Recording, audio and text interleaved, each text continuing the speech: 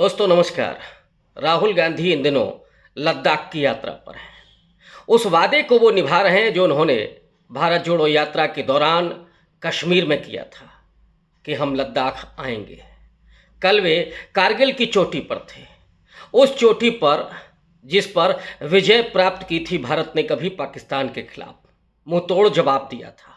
और वहीं से राहुल गांधी ने कारगिल के लोगों के साथ संवाद करते हुए भारतीय जनता पार्टी और नरेंद्र मोदी को मुंह तोड़ जवाब दिया है।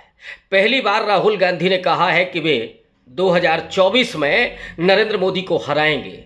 हम माने इंडिया अलायंस एनडीए को पराजित करेगा। ये आत्मविश्वास राहुल गांधी में कहाँ से आया है? राहुल गांधी ने इसके पहले कभी इस तरह के दावे नहीं किए। चाहे उन्होंने अध्यक्ष रहते हुए 2018 में छत्तीसगढ़, मध्य प्रदेश और राजस्थान के चुनाव जीते हों, लेकिन न तो कभी वे अभिमान से भरे और न ही उन्होंने कभी इस तरह के दावे किए थे।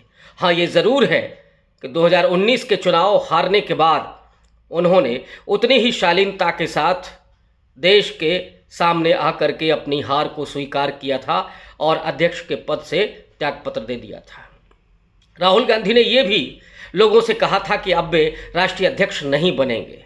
विपक्ष में जो लोग हैं माने भारतीय जनता पार्टी, उन्होंने मजाक उड़ाया था कि गांधी परिवार से हट करके तो कांग्रेस पार्टी कहीं जा ही नहीं सकती, यानी अध्यक्ष तो उसी परिवार से होगा। राहुल गांधी ने उसको भी खारिज कर दिया और आज मल्लिकार्जुन खड़गे जो कर्नाटक में दलित समुदाय से आते हैं, बुद्धिस्ट हैं, उनको अपना राष्ट्रीय अध्यक्ष बाकायदा चुना गया है कांग्रेस पार्टी के द्वारा। राहुल गांधी इन दिनों जो आत्मविश्वास दिखा रहे हैं, कल उन्होंने गारंटी दी है कि मैं गारंटी देता हूं कि 2024 में हम नरेंद्र मोदी को हराएंगे। उन्होंने ये भी कहा कि 2019 में भी भारतीय जनता पार्टी हार रही थी, लेकिन मीडिया का रोल कुछ और था। जो संवैधानिक संस्थाएं हैं उन्होंने सत्ता के पक्ष में काम किया, चुनाव आयोग पर भी सवाल उठाया। मीडिया के बारे में तो उन्होंने जिस तरह से उसे एक्सपोज किया, वो आजकल जनमानस में भी उसी तरह से सुर्खियां बटोर रहा है। लेकिन राहुल गांधी उससे भी आगे बढ़ करके आजकल उन मुद्दों पर गहरी चोट कर रहे हैं जिन मुद्दों पर कभी कांग्रेस पार्टी डिफेंसिव हुआ करती थी। चाहे वो राष्ट्रवाद का मुद्दा हो, देशभक्ति का मुद्दा हो या फिर हिंदुत्व का मुद्दा हो। हिंदुत्व के मुद्दे पर तो राहुल गांधी ने भारत जोड़ो यात्रा पर तुर्की बात तुर्की जवाब दिया है। उन्होंने सीधे काउंटर किया है, सावरकर की देशभक्ति पर सवाल उठाया और यह भी कहा कि उन्होंने माफीनामे भेजे थे, पेंशन भी वो पा रहे थे अंग्रेजों से। उन्होंने आजाद हिंद फौज के साथ भी गद्दारी की थी। महाराष्ट्र में रहते हुए राहुल गांधी ये सवाल उठा रहे थे।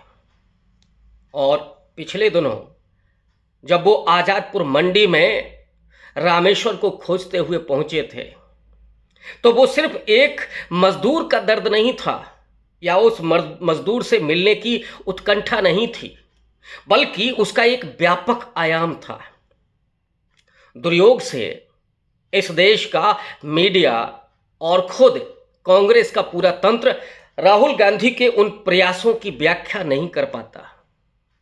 रामेश्वर कौन है? रामेश्वर वो व्यक्ति है जो बुंदेलखंड से निकल करके दिल्ली में मजदूरी करने के लिए आता है, जिसने रिक्शा चलाया, जिसने अपनी बेटी की शादी के लिए कर्ज लिया। आज वो 4-5 लाख रुपए के कर्जे में है। जब वो आजादपुर मंडी में सब्जी खरीदने के लिए जाता है तो 200 रुपए किलो के टमाटर का भाव देख करके रुआंसा लौटता है। उस रामेश्वर को अपने घर बुला करके राहुल गांधी खाना खिलाते हैं। याद कीजिए, जब पार्लियामेंट में मणिपुर के मसले पर अविश्वास प्रस्ताव के दौरान बहस हो रही थी तो अमित शाह ने क्या आरोप लगाए थे और क्या झूठ बोला था। कलावती का जिक्र किया था कि राहुल गांधी उस कलावती से मिले थे जिसके घर खाना खाया था, और वो कलावती कहाँ है कुछ पता ही नहीं। लेकिन नरेंद्र मोदी ने उस कलावती को घर दिया। दोस्तों, ये डॉक्यूमेंटेड है कि जिस कलावती के घर राहुल गांधी गए थे वो विदर्भ की थी, माने महाराष्ट्र की थी, और नरेंद्र मोदी ने जिसे घर बना करके दिया, घर सौंपा, वो कलावती बुंदेलखंड के थे। और रामेश्वर भी उसी बुंदेलखंड से आते हैं। और रामेश्वर को अपने घर बुला करके राहुल गांधी ने खाना खिलाया। ये पलटवार था। अमित शाह के उस झूठ का पर्दाफाश भी था। और वो भी जवाब था कि राहुल गांधी उस रामेश्वर को, और रामेश्वर कौन है जाति से, नाम के आगे कुछ नहीं है, मेरा अंदाज़ा है, मैं पुख्ता तौर पर नहीं कह सकता, कि रामेश्वर दलित होंगे या अति पिछड़ा समाज से आते होंगे। इसकी तलाश करने की ज़रूरत है कि राहुल गांधी ने रामेश्वर को अपने घर बुला करके खाना खिलाया, यानी अमित शाह के उस झूठ का पर्दाफाश भी किया उसी बुंदेलखंड से जिसका जिक्र अमित शाह ने किया था, और अपने घर खाना खिलाया। सिर्फ घर खाना खाने के लिए नहीं गए। अमित शाह ने यह भी कहा था कि उन्होंने बड़ा उपकार किया, उस कलावती के घर गए, खाना खाया। लेकिन भारतीय जनता पार्टी तो हर चुनाव के पहले ये ढोंग करती है। वो बात अलग है कि राहुल गांधी ने तो उस कलावती के बर्तन में खाना खाया था, उसके घर का खाना खाया था, लेकिन जब भारतीय जनता पार्टी के लोग जाते हैं तो खाना भी 5 स्टार होटल से पैक करा करके ले जाते हैं और बर्तन भी लेकर के जाते हैं। योगी जी तो मिलने जाते हैं तो बाकायदा पहले वहाँ साबुन और गमकौआ तेल पहुँच जाता है ताकि उन दलितों के शरीर से बदबू नहीं आए जो बात करते हों योगी जी से। और एसी भी पहुँच जाती है, भगवा वो तौलिया भी पहुँच जाता है जिस पर विराजमान होना है योगी आदित्यनाथ को। ठीक वैसे ही नरेंद्र मोदी वो करते हैं कि जब वो श्रमिकों और जो सफाई कर्मी हैं उनके कभी पांव पखारते हैं, कभी उनके साथ भोजन करते हैं बिठा करके। लेकिन वो कौन हैं, वो कहाँ से आए हैं, उनका दर्द क्या है, ये वो कभी नहीं पूछते हैं। वो इतने बेबस और लाचार क्यों हैं, ये वो कभी संवाद नहीं करते। लेकिन राहुल गांधी ने वो किया, तो ये जवाब दिया था। और राहुल गांधी को अगर आप देखें, भारत जोड़ो यात्रा के पहले राहुल गांधी, वो राहुल गांधी जो थोड़े शालीन हैं, वो राहुल गांधी जो केवल अपने काम में विश्वास रखते हैं।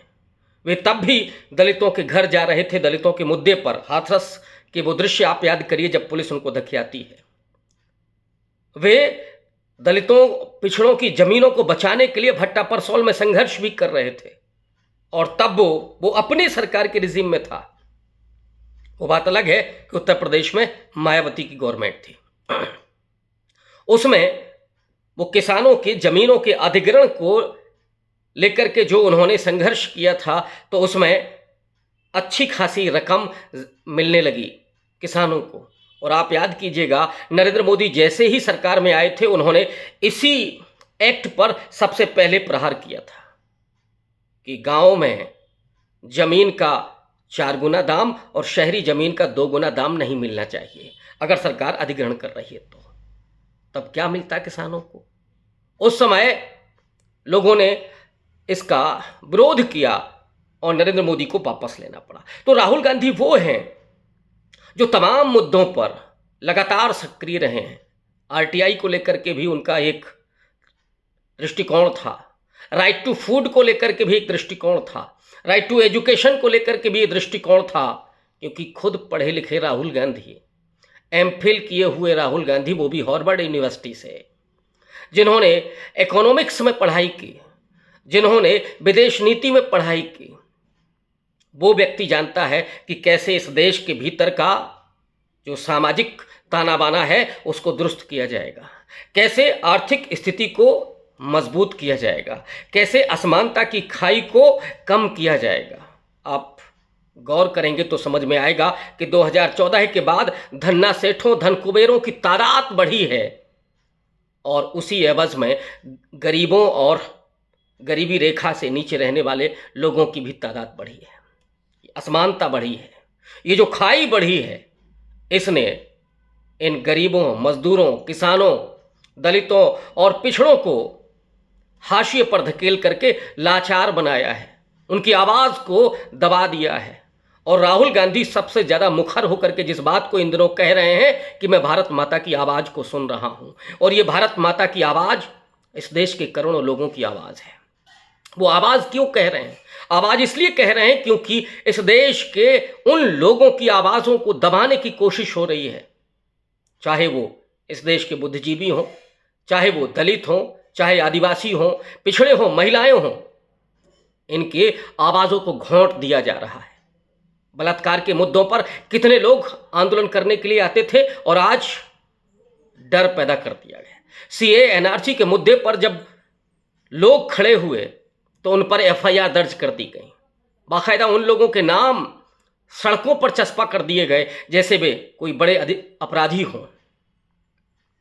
और जेएनयू से लेकर के दूसरे तमाम विश्वविद्यालय के छात्रों और अध्यापकों, अभी सब्यसाची तो हाल ही में घटना हुई है अशोका यूनिवर्सिटी के, जिन्होंने अपने रिसर्च पेपर में ये दर्ज किया था कि 2019 के चुनाव में धांधली हुई है, और ये बाकायदा उन्होंने रिसर्च करके बताया था। उनके घर तो आईबी पहुंच गई है, उनको विश्वविद्यालय ने हटा दिया है और उनके रिसर्च से पल्ला झाड़ लिया है। तो उन लोगों की आवाज़ को वो अपनी आवाज़ बना रहे हैं, आवाज़ दे रहे हैं, इसीलिए बार बार वो कह रहे हैं कि भारत माता की आवाज़ हम सुन रहे हैं। राजीव गांधी माने अपने पिता के जयंती पर भी उन्होंने यही ट्वीट किया था। तो ये दरअसल जो अभिव्यक्ति की आज़ादी का जो गला घोंटा जा रहा है, उस आवाज़ को वो राहुल गांधी बुलंद कर रहे हैं, और यही वजह है कि ये कॉन्फिडेंस राहुल गांधी के भीतर पैदा हो रहा है। देश को जब खोजने के लिए वो निकले हैं, डिस्कवरी ऑफ इंडिया जो नेहरू ने कभी लिखी थी, उनके परनाना ने कभी लिखी थी, गांधी ने जो कभी भ्रमण किया था इस देश का अपने गुरु गोखले की सलाह पर कि देश से प्रेम करने के लिए देश को पहले पहचानना होगा।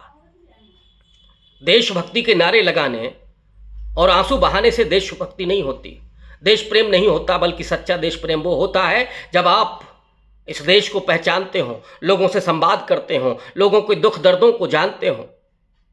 और दुख दर्द क्या है? रामेश्वर का दुख दर्द है, कारगिल के लोगों का बेरोजगारी का दुख दर्द है, महिलाओं के अपने स्वाभिमान और सम्मान का दुख दर्द है। वो गुजरात में जो हुआ था 2002 में, जिसके बलात्कारियों को रिहा कर दिया गया, और इधर नरेंद्र मोदी कह रहे थे 15 अगस्त को उस लाल किले की प्राचीर से कि महिलाओं का सम्मान किया जाना चाहिए, वहीं पर उस महिला के बलात्कारियों को छोड़ दिया जाता है।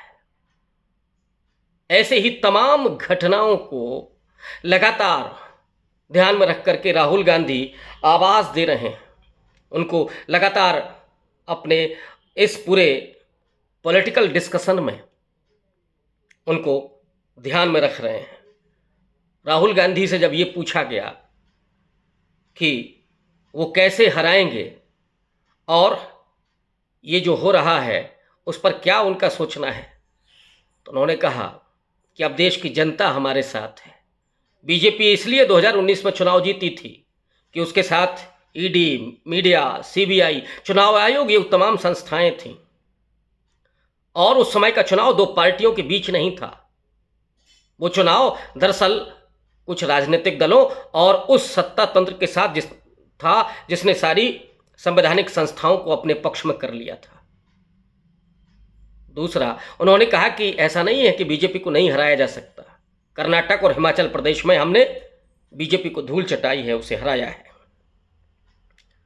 कांग्रेस के बारे में उन्होंने कहा कि वो ये पार्टी है जो कॉन्स्टिट्यूशन की वैल्यूज़ हैं उसमें विश्वास करती है, और इसीलिए हम आपके बीच में आए हैं उन संवैधानिक मूल्यों को बचाने के लिए जिस पर आज खतरा है। भारत जोड़ो यात्रा के बाद जो राहुल गांधी में कॉन्फिडेंस आया है, उस कॉन्फिडेंस के चलते वो आज गारंटी दे रहे हैं उस कारगिल की चोटी से जहां से पाकिस्तानियों को पराजित किया गया था कि हम 2024 जीतेंगे और पक्के तौर पर जीतेंगे। शुक्रिया, धन्यवाद।